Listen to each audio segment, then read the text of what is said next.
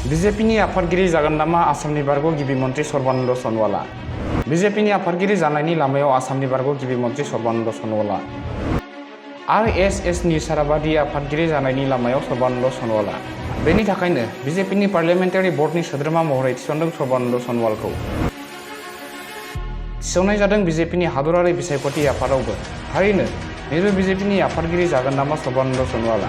सर्बानन्द सन'वालखौ लानानै हादरारि राजखान्थियाव सावरायनाया सोलिगासिनो।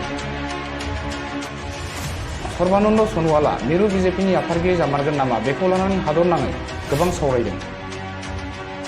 जिहेतु फैगौ नभेम्बर दानाव जेपि नाड्डानि मावसुमा जोबसिगोन, बेनि उनाव मिरु बिजेपिनो गोदान आफादगिरिनि गोनांथि जानानै फैगोन। आसामनि बारग' गिबि मन्त्रि सर्बानन्द सन'वाला मिरु बिजेपिनि आफादगिरि जागोन नामा बेखौ लानानै बे समाव गोबां साननाय हनाय सिखांदों। बे समाव सर्बानन्द सन'वालखौ बिजेपिनि पार्लियामेन्टारि बर्ड आरो बिसायख'थि आफादाव सोसननाय जादों। पार्लियामेन्टारि बर्ड आरो बिसायख'थि आफादाव थिसनखांनायनि उनावनो लाहार फाहार सोलिदों मिरु बिजेपियाव आफादगिरि बिबान होनायनि। आरएसएसजों जोबोद खाथि सोमोन्दो गोनां आरो मोजां मोनजायो सर्बानन्द सन'वाला।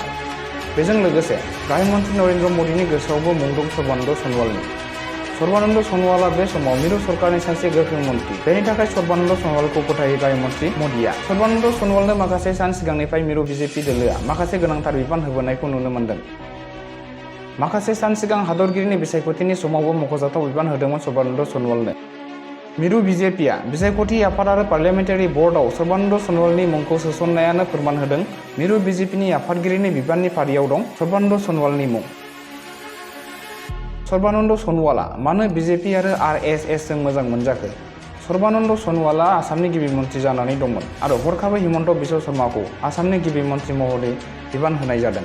भारतारि राजखान्थियाव बेबादि जाथाया जाफ्लेबाय थायो। नाथाय बेनि उनावबो सर्बानन्द सन'वाला मिरु बिजेपिनि फारसे जेबो बेरेखा बाथ्रा बुङासै। दोलोआवनो थानानै निजोमै दोलोनि हाबा मावबाय थादोंमोन आरो उननि समाव मिरुनि मन्त्रि महरै बिबान मोनदों। बेनि उनाव मिरुआव बिथांखौ बांसिनै अनसायजानायखौ नुनो मोन्दों आरो बेनि थाखायनो आरएसएस आरो नरेन्द्र मदिजों मोजां मोनजादों सर्बानन्द सन'वाला।